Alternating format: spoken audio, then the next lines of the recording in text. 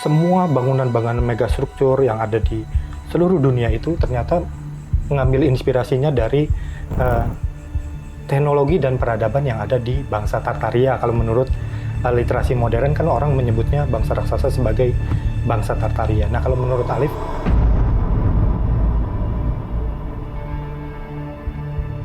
punya bangunan skalanya tuh besar-besar. besar, oh iya. Uniknya mereka itu kayak dipahat gitu loh, di tebing-tebing atau di bukit-bukit batu. Dan itu jelas banget si konturnya.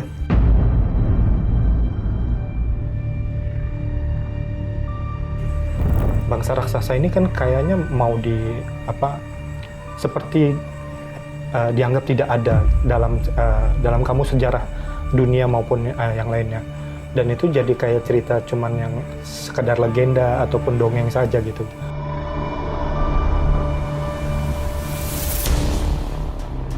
Kalau dari kita mengacu ke ke kitab suci, sebetulnya ada di masa lampau kaum atau bangsa yang diberi kemampuan untuk memahat atau membuat satu bangunan dari gunung. Iya, oh iya ada. Cuman mereka kan nggak menjelaskan secara spesifik.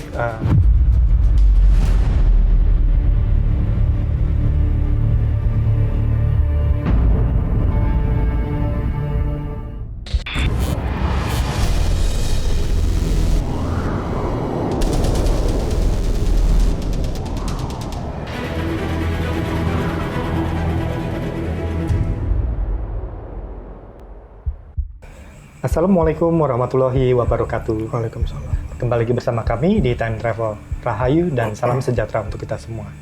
Nah, Alif, Sobat Time Travel, semoga kita semua yang ada di sini dan juga yang ada di dimanapun kalian berada selalu diberkati dan dilindungi oleh Tuhan Yang Maha Esa, baik dalam kesehatan dan keseharian, kegiatan sehari-hari.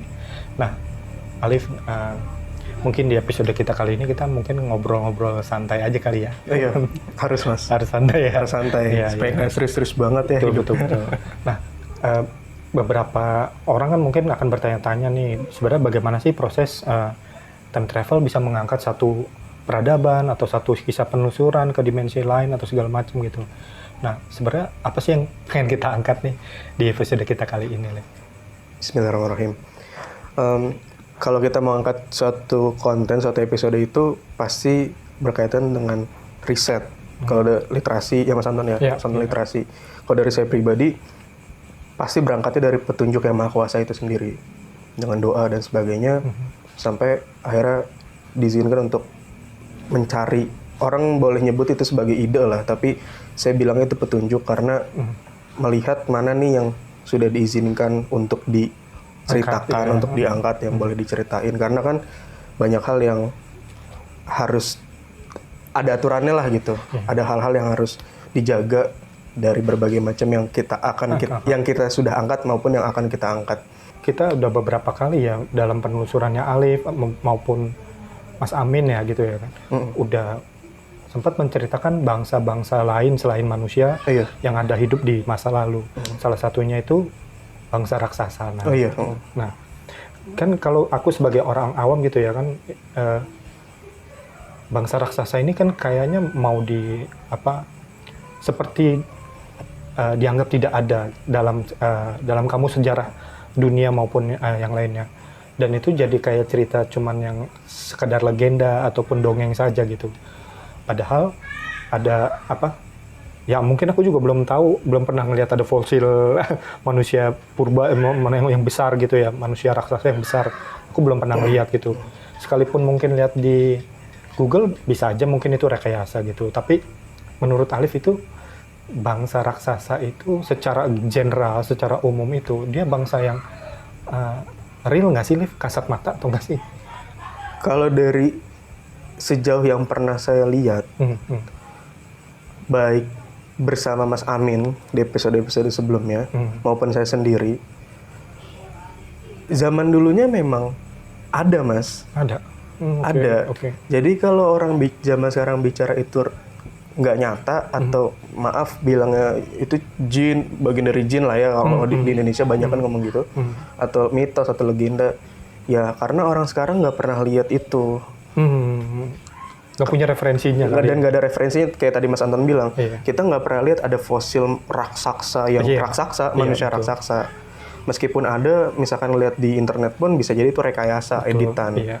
Tapi dengan diizinkan oleh Yang Maha Kuasa, dengan melihat secara spirit ke masa lampau, ternyata ada.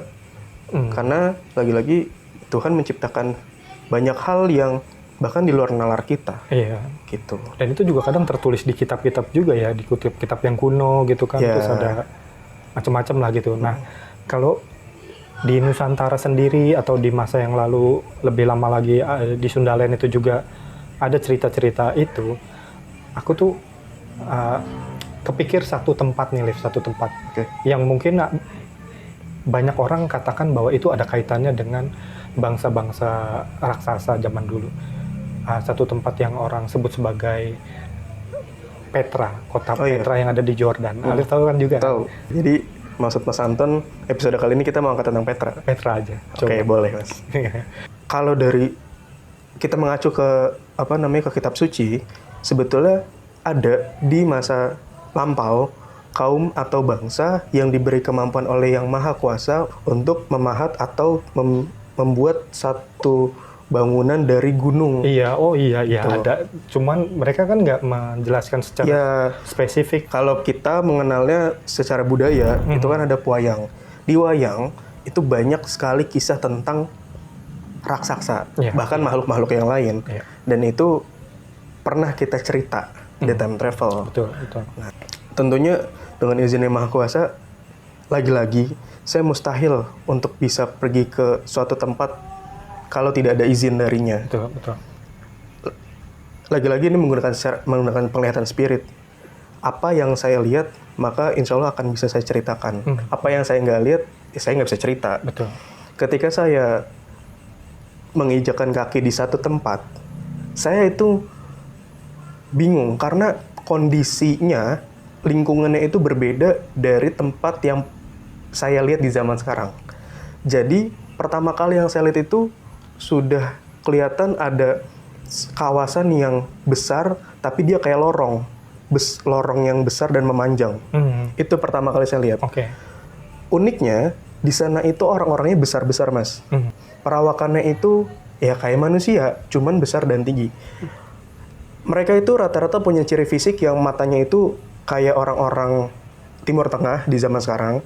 Rambutnya itu kebanyakan kayak ikal, coklat hitam gitulah warnanya. Ya laki-laki perempuan kayak gitu. Pakaiannya juga mereka punya pakaian yang khas, kain-kainan gitu. Ada juga yang dililit juga, ada juga yang manjang aja.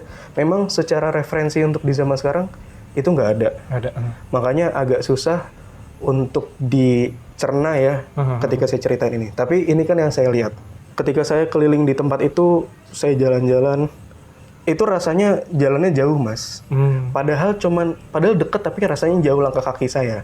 Kenapa? Karena tempat itu punya landscape, punya bangunan skalanya tuh besar-besar. Uniknya mereka itu kayak dipahat gitu loh, di tebing-tebing atau di bukit-bukit batu. Dan itu jelas banget si konturnya. Dan itu ada ruangan di dalamnya gitu. Jadi bentuk bangunannya itu ya menyatu dengan alamnya, dengan bukit atau dengan tebingnya itu. Sorry, saya ada yang kelupaan. Jadi ketika saya pertama kali menginjakkan kaki di sana, hawa yang saya rasain itu ternyata bukan gersang, bukan panas. Padahal kan logikanya kalau saya ngeliat itu ada bukit-bukit batu, itu panas. Gurun gitu. Gurun itu panas, tapi enggak, ternyata sejuk. Sejuk dan lebih mengarah ke dingin. Ternyata kalau misalkan saya lagi keliling di situ, saya ngelihat ada banyak kayak semacam kolam-kolam dan kanal-kanal yang dialiri oleh air. Dan di sekeliling itu juga banyak taman-taman yang hijau. Banyak tanaman-tanamannya, banyak pohon-pohon yang dibilang rimbun juga enggak, cuman rapih. Jadi kayak taman kota. Kayak gitu. Nah, saya bingung, kok bisa di tempat yang seperti ini ada air? Nah, kalau saya dengar-dengar, selama saya ada di tempat itu, seakan-akan bentuk kota yang ada di sini seakan supaya menyerupai yang ada di surga lah ibaratnya begitu. Jadi tempat yang adem, yang indah, yang nyaman gitu. Karena memang secara hati ketika saya di sana itu enak, adem, tentram gitu. Karena ya tempat yang indah lah, yang nyaman gitulah kayak gitu. Nah, udah kayak gitu aktivitas orang di sana itu kan bagi kita yang di zaman sekarang tuh nggak kebayang. Betul. Mereka tuh besar-besar. Besar-besar.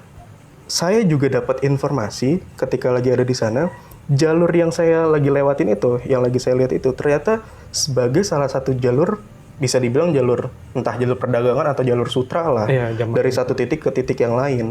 Nah, tempat itu seakan menjadi kayak semacam tempat persinggahan bagi orang-orang yang lewat situ. Baik tempat persinggahan orang-orang luar, maupun tempat tinggal maupun rekreasi orang-orang yang memang menghuni di situ.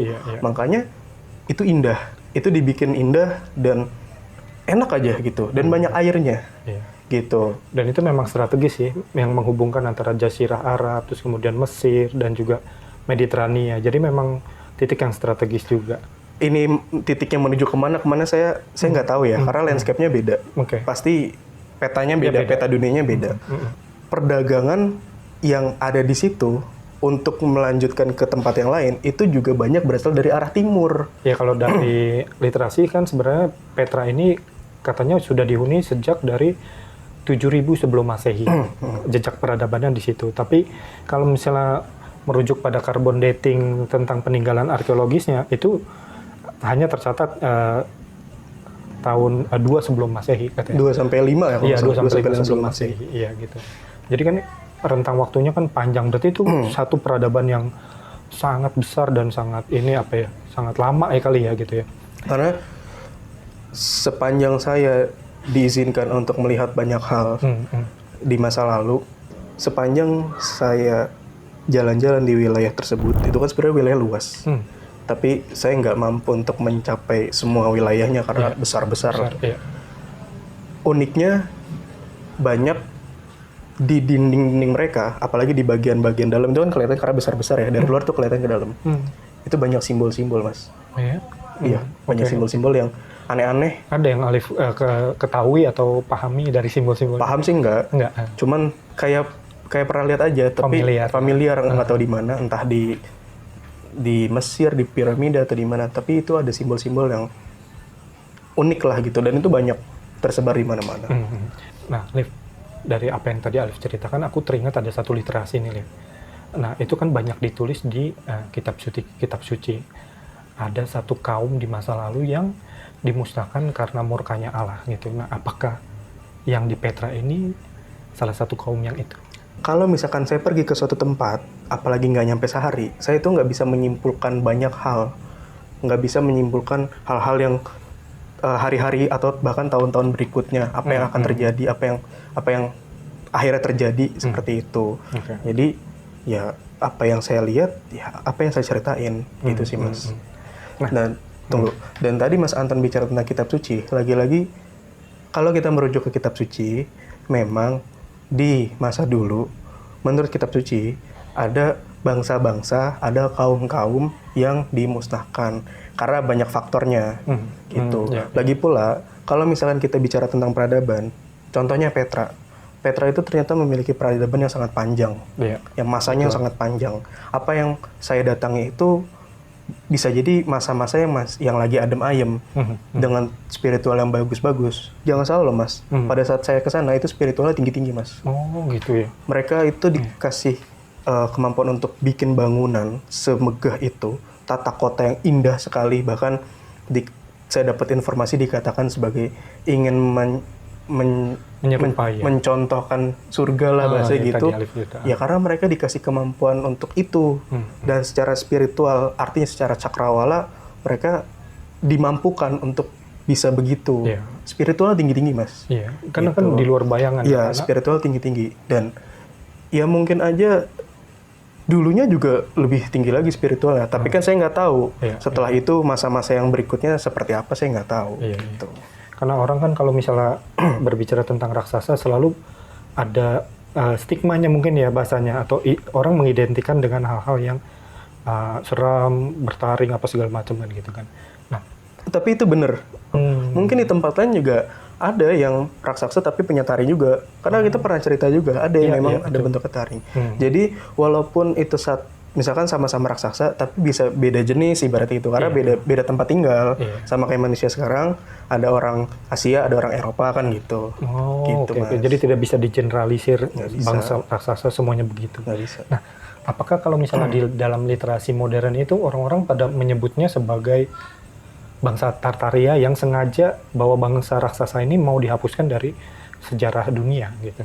Mungkin bahasa, tapi kan itu bahasanya orang ilmuwan lah ya, orang sejarawan lah ya. Saya juga pernah baca kalau Mas Anton bilang itu Tartaria, kalau saya pernah baca itu di bahasa Arabnya Al-Batsro namanya, yang maknanya itu sebagai kaum yang tinggal di gunung atau yang punya kemampuan untuk mengubah batu, intinya gitulah. Sumber katanya dari batu. Ya mungkin gitu, tapi kan itu bahasanya orang lain.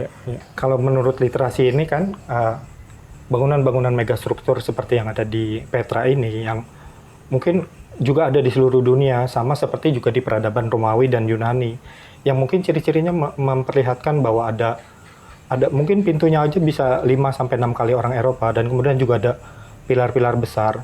Semua bangunan-bangunan megastruktur yang ada di seluruh dunia itu ternyata mengambil inspirasinya dari teknologi dan peradaban yang ada di bangsa Tartaria. Kalau menurut literasi modern kan orang menyebutnya bangsa raksasa sebagai bangsa Tartaria. Nah, kalau menurut Alif itu kayak gimana? Kalau dari saya sih sebetulnya ketika saya ke sana yang saya lihat itu cuman keindahan aja.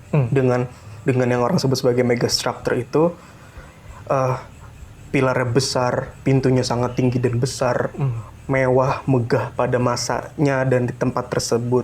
Keindahan teknologi irigasinya di tengah bukit batu, gurun pasir yang tandus itu bisa ada tanaman hijau. Betul. Airnya bisa ngalir, mungkin sumbernya dari mata air di dalam tanah sana. Dipompa entah bagaimana caranya pada masa itu. Dan menjadi tempat yang sangat indah, bahkan menurut informasi pada saat ke sana ya ingin mencontohkan surga lah bahasanya gitu. Tapi kalau merujuk ke istilah yang tadi Mas Anton sebut, apakah itu bangsa Tartaria atau bagaimana, ya saya nggak tahu Mas. Karena saya ke sana ya cuma ngeliat aja sih yang gitu. Lagi pula bahasa bangsa Tartaria, atau kalau saya bacanya itu menurut bahasa Arab itu dikatakan sebagai Al-Batsro, yang mengacu kepada makna batu atau batu lah ya. Intinya ada satu kaum yang tinggal di pegunungan batu lah, intinya gitu maksudnya. Ya, itu kan istilah orang zaman sekarang. Itu istilah para ilmuwan, para sejarawan. Tapi pada kenyataannya, ya saya nggak tahu. Tapi yang saya lihat ya begitu. Indahnya di sana pada masa dulu di Petra seperti itu. Bahkan lebih indah daripada yang orang bisa lihat peninggalannya di zaman sekarang. Gitu. Bisa jadi ya, itu jadi inspirasi tren bangunan-bangunan megah besar ya gitu di seluruh dunia. Ya mungkin itu yang salah satu sisi lain ya cerita tentang apa yang ada di Petra, Jordan. Sebetulnya kalau kita bicara tentang masa lalu, itu banyak hal yang bagi orang zaman sekarang itu tidak masuk akal. Karena memang tidak ada referensi di zaman sekarang. Kita nggak bisa lihat di depan mata, oh ternyata ada raksasa di depan kita. Oh ternyata ada bangsa ini di depan mata kita, tetanggaan sama kita. Karena zaman sekarang nggak ada gitu, maka orang banyak beranggapan bahwa itu hal-hal yang gaib, yang maksudnya yang menyeramkan atau khayal, bahkan dongeng. Ya bahkan dongeng gitu kan. Tapi lagi-lagi ini bagian dari, kalau misalkan di episode-episode sebelumnya banyak pesan-pesan dari leluhur, selalu dikatakan bahwa yang maha kuasa itu adalah yang maha kuasa.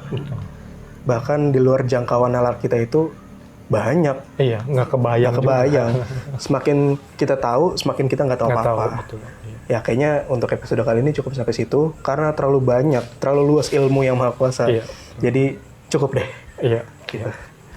Oke, Liv, Sobat Time Travel, semoga apa yang Alif ceritakan tentang penelusuran ke bangsa raksasa menambah literasi kita tentang keberadaan mereka di dunia ini. Oke, Sobat Time Travel, tetap like, share, comment, and subscribe untuk selalu terhubung dengan video-video kita yang terbaru. Sampai kita bertemu di penelusuran selanjutnya. Wassalamualaikum warahmatullahi wabarakatuh.